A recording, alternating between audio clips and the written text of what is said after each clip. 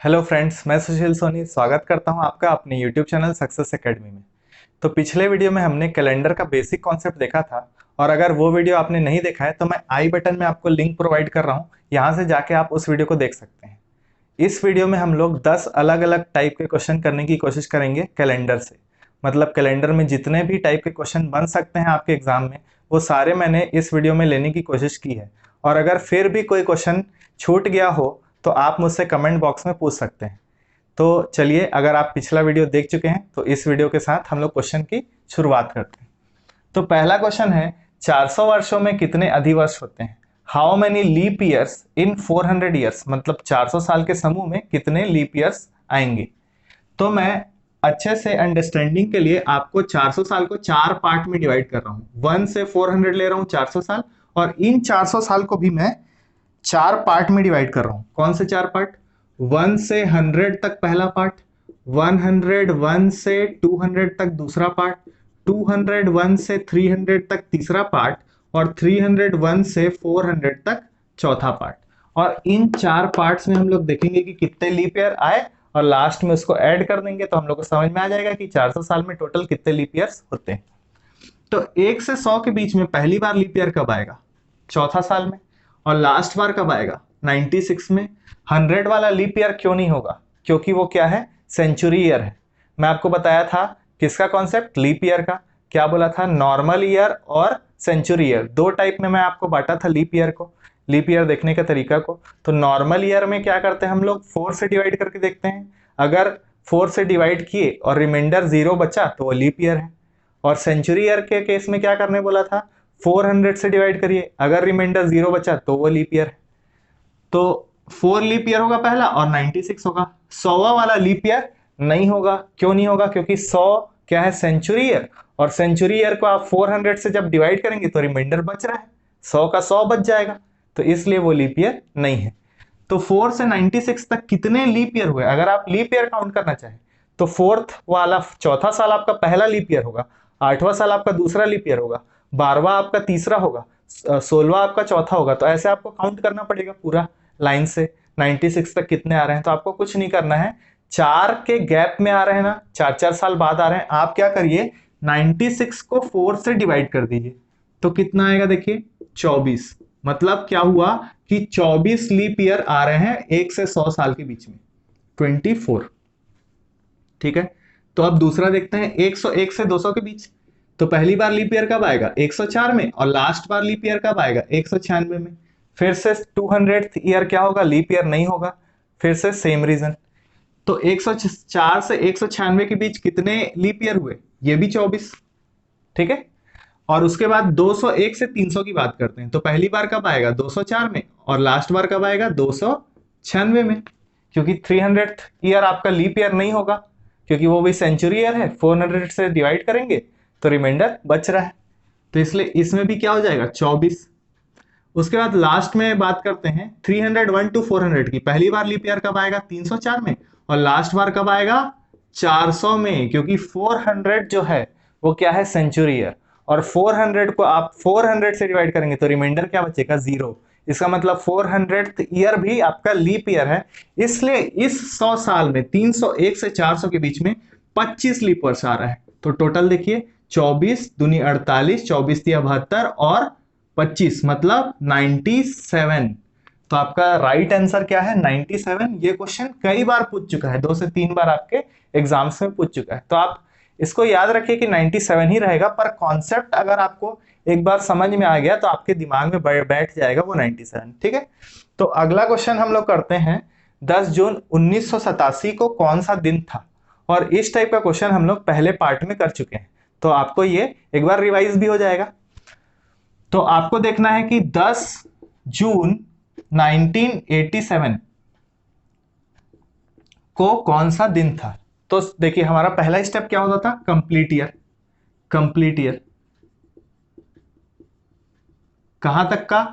1986 तक क्या हो गया? कंप्लीट। समझ रहे हैं बात को? क्योंकि कंप्लीट ईयर का मतलब क्या है? पूर्ण वर्ष। मतलब 1986 तक हम लोग का कंप्लीट हो चुका है और 87 तो चल रहा है। ठीक है। तो हम लोग करना क्या है? देखिए, इसको मैं आपको बताया था कि डे निकालने का कॉन्सेप्ट क्या है कि 0 से लेकर उस डेट तक का आपको ऑड डेज काउंट करना है। 0 से लेकर उस डेट तक का आपको ऑड डेज काउंट करना है। और ऑड डेज क्या होता है? ऑड डेज का कॉन्सेप्ट मैं आपको बताया था। ऑड डेज मतलब क्या होता है? अतिरिक्त दिन। और अतिरिक्त दिन कैसे निकालते हैं? नंबर ऑफ डेज को जब हम लोग 7 से डिवाइड करते हैं तो जो क्या आता है? रिमाइंडर आता है, वो हमारा क्या होता है? ऑड डे होता है। नंबर ऑफ डेज को 7 से डिवाइड करते हैं, जो रिमाइंडर आता है वो हमारा ऑड डेज होता है। तो मैं आपको बताया था कि 400 साल में कितने ऑड डेज होते हैं? 0। तो 400 का जो भी मल्टीपल रहेगा उसमें भी क्या होंगे? 0। तो 1600 तक क्या हो गया? 0। 1600 तक हम लोग पहुंच गए। उसके बाद 300 साल का भी मैं आपको बताया था कितने ऑड डे होते हैं? 1। तो हम लोग यहां से कहां तक पहुंच गए? 1900 तक। मतलब 1900 तक कितने ऑड डेज हुए? मात्र 1। अब हम लोग कितना साल बचा और? तो देखिए 1901 से लेकर 1986 तक कितने साल हो गए? टोटल 86, 86 साल। और इन 86 सालों में 86 ऑड डेज तो होंगे ही, क्योंकि एक नॉर्मल ईयर में एक ऑड डे तो होता ही है। पर हम लोग लीप ईयर में कितने ऑड डे होते हैं ये देखे थे, कितने होते हैं? 2। और लीप ईयर के ऑड डेज हम लोग काउंट करना यहां पर नहीं किया है काउंट, तो लीप ईयर पहले देख लेते हैं कि इन 86 सालों में कितने लीप ईयर आएंगे। तो आप बताइए 86 सालों में कितने लीप ईयर आएंगे? तो देखिए लीप ईयर आते हैं कितने? 4 साल में। तो 86 में कितने आएंगे? 86/4। मतलब यहां से 21.5 आ रहा है। अब आपको पॉइंट्स में नहीं डील करना है, क्योंकि देखिए आपको मैं इसमें एक लॉजिक बता दूं कि जो लास्ट बार लीप ईयर आएगा वो 84 में आएगा, और उसके बाद कब आएगा? 88 में। तो पॉइंट का कोई भूमिका नहीं है इसमें। तो 21 लीप ईयर आ रहे हैं, ठीक है। तो 21 लीप ईयर का 21 ऑड डेज आपका और हो जाएगा, उसको भी आपको काउंट करना है। तो चलिए हम लोग टोटल काउंट कर लेते हैं। तो 6 1 7 1 8 और 8 2 10। तो 108 का क्या आ गया? ऑड डेज आ गया। कहां तक? कंप्लीट ईयर तक का। अब हम लोग किस में जंप करने वाले हैं? उस मंथ में, उस डेट में, ठीक है। क्योंकि हम लोग को टोटल में क्या बोला था? 0 से लेकर उस डेट तक का ऑड डेज आपको काउंट करना है। तो सबसे पहले आप कहां तक का काउंट किए? पूर्ण वर्ष तक। फिर आप उस डेट में जाने की कोशिश कर रहे हैं। तो 1987 हम लोग स्टार्ट करेंगे। पहला महीना कौन सा आएगा? जनवरी का 3 ऑड डे। फेब्रवरी, फेब्रवरी में कितना ऑड डे होगा बताइए? 87 चल रहा है। 87 क्या है? लीप ईयर नहीं है, मतलब 0 ऑड डे। मार्च लीप ईयर नहीं है, मतलब 3 ऑड डे। अप्रैल 2, मई 3, और जून, जून में कितना तारीख तक जाना है? 10। तो 10 का क्या ले लेंगे? 10 ही ले लेंगे, कोई दिक्कत नहीं। 3 3 6 2 8, 3 11 और 10 21। तो टोटल ऑड डेज कितने हो गए? 21। अब हम लोग टोटल काउंट कर लिए कहां तक का? 10 जून 1987 तक का। अब इसको आपको क्या करना है? इसमें जोड़ देना है 21 को, तो टोटल ऑड डेज आ जाएगा। तो कितना आ जाएगा इसका टोटल? 129। और लास्ट में क्या करना है आपको? 7 से इसको डिवाइड कर देना है। तो 7 से डिवाइड करेंगे कितना बचेगा? 59। और 59 मतलब 3, और 3 मतलब क्या? 1 मतलब सोमवार, 2 मतलब मंगलवार, और 3 मतलब बुधवार। तो देखिए बुधवार है ऑप्शन में, तो ये हो गया आपका आंसर। अब अगला क्वेश्चन में आ जाते हैं। सॉरी, ये आपका ऑप्शन मिटल गया, मंगलवार और ये सोमवार। तीसरा क्वेश्चन है, यदि किसी माह की 1 तारीख सोमवार है, यदि किसी माह की 1 तारीख सोमवार है तो उसी माह का 25वां दिन कौन सा होगा? तो उसी मंथ का 25th डे कौन सा होगा? तो एकदम आसान क्वेश्चन है। देखिए कैसे, 1 तारीख सोमवार है और आपको पता है कि वही दिन रिपीट कितने दिन बाद होता है? 7 दिन बाद। तो इसका मतलब है कि 8 तारीख भी क्या होगा? सोमवार। और 15 तारीख भी क्या होगा? सोमवार। और उसी तरह 22 तारीख भी क्या होगा? सोमवार। तो 25 तारीख बोला है, तो 23 तारीख क्या हो जाएगा? मंगल। 24 तारीख क्या हो जाएगा? बुध। और 25 तारीख क्या हो जाएगा? गुरुवार। तो देखिए हम लोग का आंसर आ गया। क्या आ गया आंसर? गुरुवार। तो इसको हम लोग कॉन्सेप्ट से भी चल सकते थे। कैसे? देखिए आपको 1 तारीख दिया है सोमवार और आपको बोला है 25 तारीख, मतलब बढ़ते क्रम में आपको जाना है, ये डेट आपको निकालना है। अगर ऑड डेज वाले कॉन्सेप्ट से चलें तो 1 तारीख के बाद 25 तारीख तक कितने ऑड डेज होंगे आप कैसे निकालेंगे? तो देखिए total days, total number of days कितने हैं 1 से 25 तक? 24। 1 तारीख को नहीं गिनेंगे ना, 1 से 25 तक क्या हो जाएगा? 24। और उसको आप 7 से डिवाइड करेंगे तो क्या आएगा रिमाइंडर? 3। और 3 में आपको क्या 3 को आपको क्या करना है? इसमें जोड़ देना है। किसमें? मंडे में। मंडे का कोड क्या होता है? 1। और उसमें आप 3 को जोड़ेंगे तो क्या आ जाएगा 4, और 4 किसका कोड है, गुरुवार का। तो ये हो गया हम लोग कॉन्सेप्ट से ले आए आंसर। तो चलिए हम लोग चौथे क्वेश्चन की तरफ बढ़ते हैं, जो देखिए बोलता है 1 मार्च 2004 को अगर सोमवार था तो 1 मार्च 2020 को कौन सा दिन होगा। तो 1 मार्च 2004 को क्या था, मंडे, और आपको क्या बोला है कि 1 मार्च 2020 को कौन सा दिन होगा, ये आपको बताना है। तो इस क्वेश्चन में आपको क्या करना है, बस ऑड डेज काउंट करना है। ऑड डेज का कॉन्सेप्ट आपको पता है कि 1 मार्च 2004 से 1 मार्च 2020 तक का ये ऑड डे आपको काउंट करना है। तो कैसे काउंट करेंगे हम लोग, डेट तो सेम है 1 मार्च और ये भी 1 मार्च, तो ये आपका क्वेश्चन को आसान कर रहा है, डेट सेम है, तो आपको केवल ईयर के ऑड डेज गिनने हैं। तो 2004 से 2020 कितना ईयर हुआ, 16 साल, और इन 16 सालों में कितना ऑड डेज, 16 ही ऑड डेज। क्यों, क्योंकि एक नॉर्मल ईयर में एक ऑड डे तो होता ही है। अब आप बोलेंगे लीप ईयर में तो 2 होते हैं, तो वो हम लोग गिन रहे हैं, आगे गिन रहे हैं, ठीक है, तो लीप ईयर गिनते हैं। तो 1 मार्च 2004 से लेकर आपको 1 मार्च 2020 तक का लीप ईयर गिनना है। तो 2004 जो है उसको लीप ईयर में काउंट करें या ना करें, तो इसको काउंट नहीं करेंगे। क्यों नहीं करेंगे, देखिए 2004 को लीप ईयर में काउंट हम लोग नहीं करेंगे। क्यों नहीं करेंगे, क्योंकि 1 मार्च 2004 से हम लोग चल रहे हैं, और लीप ईयर कब काउंट होता, जब आप 29 फरवरी को क्रॉस करते। तो इन 29 फरवरी तो ऐसे ही क्रॉस हो चुका है, वो आपको काउंटिंग में है ही नहीं, तो उसको आपको काउंट नहीं करना है एज अ लीप ईयर। तो आप अगला जो लीप ईयर आएगा वो कब आएगा, 2008 में आएगा, क्योंकि उसमें हम लोग 29 फरवरी को क्रॉस करेंगे। 2012 में आएगा क्योंकि उसमें हम लोग 29 फरवरी को क्रॉस करेंगे। 2016 में आएगा क्योंकि उसमें हम लोग 29 फरवरी को क्रॉस करेंगे, और 2020 में भी आएगा। 2020 में भी हम लोग 29 फरवरी को क्रॉस करके ही 1 मार्च जाएंगे। तो 4 लीप ईयर तो हुए, लेकिन वो 4 कौन कौन से है, ये आपका कॉन्सेप्ट क्लियर होना चाहिए। तो ये 4 लीप ईयर का 4 ऑड डेज, और तो टोटल ऑड डेज कितने हो गए, 20।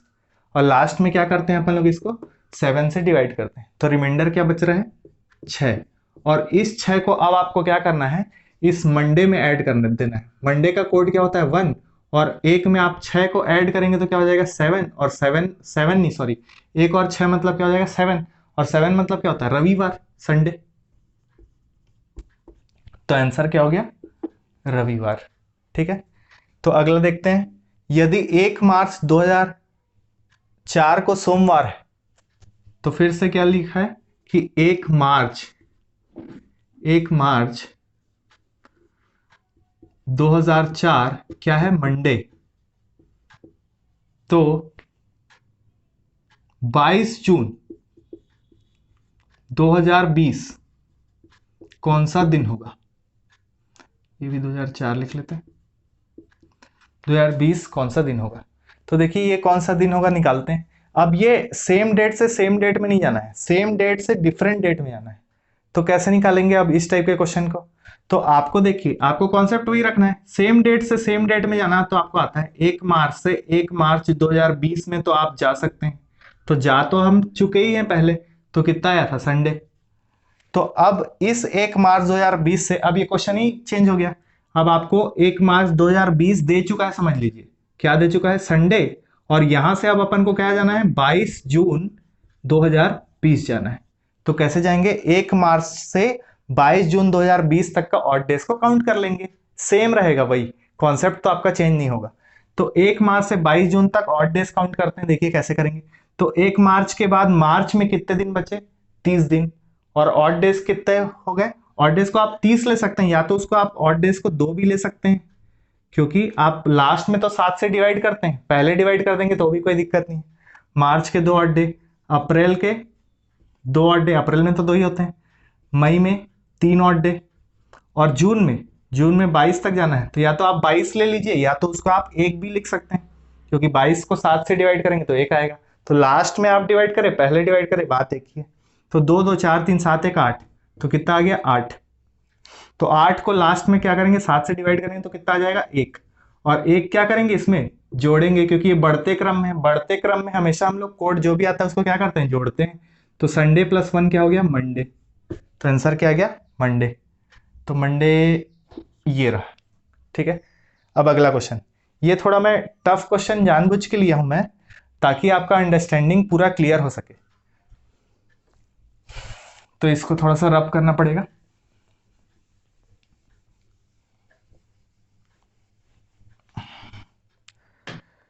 तो देखिए क्वेश्चन क्या है, 10 अगस्त 1955 को अगर गुरुवार है तो 22 अक्टूबर 1993 को कौन सा दिन होगा? 10 अगस्त 1955 को अगर थर्सडे है तो 22 अक्टूबर 1993 को कौन सा दिन होगा, ये निकालना है। तो ये डेट भी डिफरेंट हो जा रहा है और ये ईयर तो बहुत ज्यादा डिफरेंस है, तो इसको कैसे निकालेंगे? तो देखिए आपको सेम डेट से सेम डेट में जाना आता है, तो 10 अगस्त से अपन चलते हैं 10 अगस्त में, 10 अगस्त 1993 पहले चलते हैं और 10 अगस्त 1993 निकल जाने के बाद हम लोग 22 अक्टूबर चले जाएंगे। ठीक है, तो ये सेम डेट से सेम डेट में जाना है, तो हम लोग बस ईयर का ऑड डेज को देखना है। तो 93 से 55 कितना ईयर हो रहा है, आप माइनस करके देख सकते हैं। 93 में से 55 को माइनस कर लीजिए, तो 13 माइनस 5 8 और 8 माइनस 5 3, तो 38 ईयर्स। तो 38 ईयर का कितना ऑड डे, 38 ऑड डे ही होगा। और इन 38 ईयर्स में कुछ लीप ईयर्स भी आए होंगे, तो लीप ईयर को आपको काउंट करना है। तो सबसे पहली बार लीप ईयर कब आया होगा? अपन लोग को कहां से कहां जाना है, 10 अगस्त 1955 से 10 अगस्त 1993 तक। तो पहली बार लीप ईयर कब आएगा? 1956 में ही आ जाएगा ना। तो आप ये नहीं कर सकते कि 38 को 4 से डिवाइड कर दिए।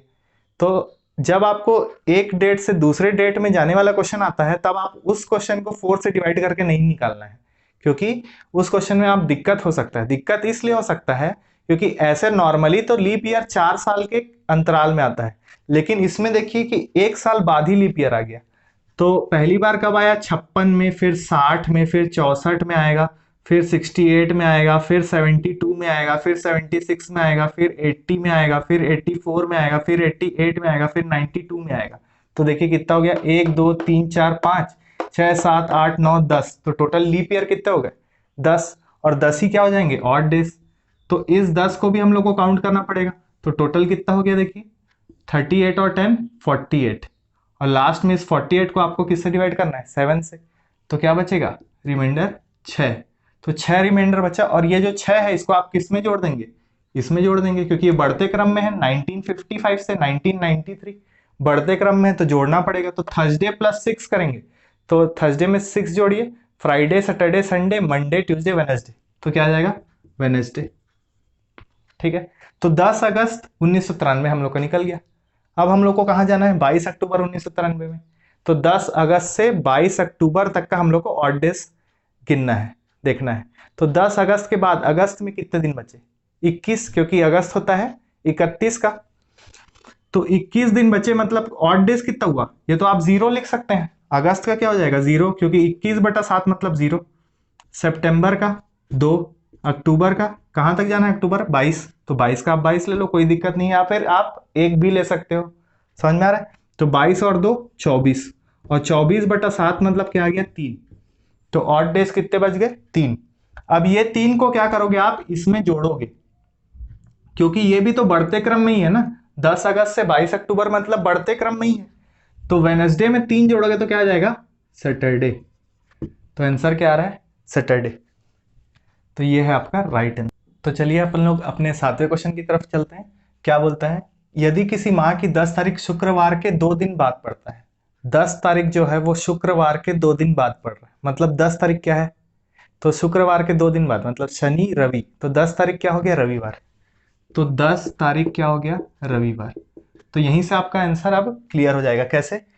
तो उसी महीने की 26 तारीख को कौन सा दिन होगा? तो 10 तारीख अगर रविवार है तो 17 भी क्या हो जाएगा? रवि, और 24 भी क्या हो जाएगा? रवि। तो 25 क्या हो जाएगा? सोमवार, और 26 क्या हो जाएगा? मंगलवार। तो आपका आंसर यहां से आ गया। क्या आ गया? मंगलवार। और इसके जगह आप कॉन्सेप्ट से भी ला सकते थे। कैसे ला सकते हैं? देखिए 10 तारीख हम लोग का रवि आ चुका है, आपको क्या निकालना है? 26। तो 10 के बाद 26 तक कितने दिन हुए? तो 11 से 26 मतलब 16 दिन, क्योंकि 10 तो बीत चुका। उसके बाद 16 दिन में ऑड डेज कैसे निकालेंगे? 16/7 करेंगे, क्योंकि नंबर ऑफ डेज को हम लोग 7 से डिवाइड करते हैं, और जो रिमाइंडर बचता है, तो 16 को 7 से डिवाइड करने में रिमाइंडर क्या बचेगा? 2। तो वही आपका क्या होता है? Odd day. तो तो आपका रविवार में क्या जोड़ना पड़ेगा, आपको 2 जो आया है वो जोड़ना पड़ेगा, क्योंकि बढ़ते क्रम में मैं आपको बताते हुए आ रहा हूं कि आपको जोड़ना है। तो रविवार में 2 जोड़ेंगे, क्या आ जाएगा, मंगलवार। अगला क्वेश्चन है, यदि 1 जनवरी 2001 शनिवार है, 1 जनवरी 2001 को क्या है, शनिवार, तो 31 दिसंबर 2001 को कौन सा दिन होगा। तो 1 जनवरी 2001 क्या बोला है, सैटरडे है, तो 31 दिसंबर 2001 क्या होगा, कौन सा दिन होगा आपको बताना है। तो ये 2001 मतलब क्या है, नॉर्मल ईयर है, ये लीप ईयर नहीं है, ठीक है। तो उसका पहला और आखिरी दिन के बारे में आपको पूछा है। अगर पहला दिन दे दिया है और आखिरी दिन पूछा है, तो देखिए हम लोग क्या करेंगे, 1 जनवरी से 31 दिसंबर तक के ऑड डेज गिनेंगे। तो आप जनवरी के 3, फरवरी के 2, ऐसे 1 ऐसे करके नहीं गिनेंगे। फरवरी में तो ऐसे 0 रहेगा क्योंकि ये लीप ईयर नहीं है, तो ऐसे करके मत गिनिए, क्योंकि पहला और आखिरी दिन बोला है, तो इसमें 1 जनवरी को तो गिनना नहीं, क्योंकि 1 जनवरी जा चुका है। और अपन लोग को कहां तक गिनना, 31 दिसंबर तक पूरा। तो एक नॉर्मल ईयर में दिन होते कितने, 365, और एक उसमें हट गया तो बचा कितना, 364। तो 364 को आप क्या करिए, 7 से डिवाइड कर दीजिए। तो 364 को अगर आप 7 से डिवाइड करेंगे तो रिमाइंडर क्या बचेगा, 0, क्योंकि 7 पंचे 35 और बचेगा क्या, 14, 7 दूनी 14, 0 बच जाएगा रिमाइंडर। मतलब आप क्या करेंगे, सैटरडे में 0 अगर आप जोड़ते हैं तो फिर से क्या आ जाएगा, सैटरडे। तो आप क्या नोट कर सकते हैं कि किसी नॉर्मल ईयर का, किसी साधारण वर्ष का पहला और आखिरी दिन समान होता है, ठीक है। तो ये कॉन्सेप्ट हो गया, ये आया कैसे, ये आपको समझ में आ गया। तो अगर नॉर्मल ईयर आपको पूछा है, इसको ऐसे भी पूछ सकता है कि अगर 1 जनवरी 2001 को शनिवार है, तो 1 जनवरी 2002 को क्या होगा, तो वो क्या होगा, रविवार। क्योंकि अगर पहला और आखिरी दिन समान है तो उसके अगले वाला दिन, जैसे 1 जनवरी शनिवार है, 31 दिसंबर भी शनिवार होगा, तो 1 जनवरी क्या हो जाएगा, फिर से 1 जनवरी 2002 रविवार हो जाएगा ना। तो नॉर्मल ईयर में क्या होता है कि एक दिन आगे बढ़ता है, ठीक है। अब अगला क्वेश्चन, तो इसका क्या हो जाएगा आंसर, शनिवार। इसमें मैं ऑप्शन इसलिए नहीं दे पाया हूं क्योंकि थोड़ा जगह कम था, ठीक है। तो अगला क्वेश्चन है, तो इसका आंसर हो जाएगा शनिवार। और इसमें आप नोट करके लिख लीजिएगा कि किसी साधारण वर्ष का पहला और आखिरी दिन समान होता है। अब ये अगला क्वेश्चन है, यदि 1 जनवरी 2004 क्या है, रविवार है, तो 1 जनवरी 2005 कौन सा दिन होगा। तो अब इसमें डिफरेंस क्या आ रहा है, ये क्या हो जा रहा है, लीप ईयर। तो लीप ईयर में क्या दिया है अपन को, 1 जनवरी 2004 ये दे दिया है, ये क्या दिया है, और आपको रविवार मतलब संडे, और 1 जनवरी 2005 पूछा है। तो क्या करना है अपन को, ऑड डेज काउंट करना है। तो 2004 क्या है, लीप ईयर है, और लीप ईयर में डेज कितने होते हैं, 366 होते हैं। लेकिन 1 जनवरी तो बीत चुका, तो अब कितने डे बचे, मतलब 2004 के अगर पूरे डेज की बात करूं तो कितने बचे, 365, और 1 जनवरी तक हम लोग को पूरा जाना है, तो वो एक भी काउंट करना पड़ेगा। तो टोटल डेज कितने हो गए, 366। तो नंबर ऑफ डेज को जब हम लोग जब 7 से डिवाइड करते हैं, तो जो रिमाइंडर बचता है, रिमाइंडर कितना बच रहा है, 2, और वही तो आपका ऑड डे होता है। तो ऑड डे को क्या करते हैं हम लोग, बढ़ते क्रम में जोड़ देते हैं। तो संडे में 2 जोड़ेंगे तो क्या आ जाएगा, ट्यूसडे। संडे के बाद मंडे, ट्यूसडे। तो देखिए ये क्या था, आपका लीप ईयर था। तो लीप ईयर का पहला और आखिरी दिन समान नहीं रहता, समझ में आ रहा है बात। लीप ईयर में क्या होता है कि पहला दिन अगर संडे है तो आखिरी दिन क्या होगा, उसी साल का अगर मैं बोलूं तो मंडे होगा। इसीलिए अगले साल का पहला दिन क्या हो जा रहा है, ट्यूसडे। मेरे ख्याल से आपको क्लियर हुआ होगा। अगला क्वेश्चन बोलते हैं, ये थोड़ा मिटल गया। अधिवर्ष में जनवरी का कैलेंडर किस महीने के साथ समान होता है, ठीक है, थोड़ा मिटा देते हैं इसको।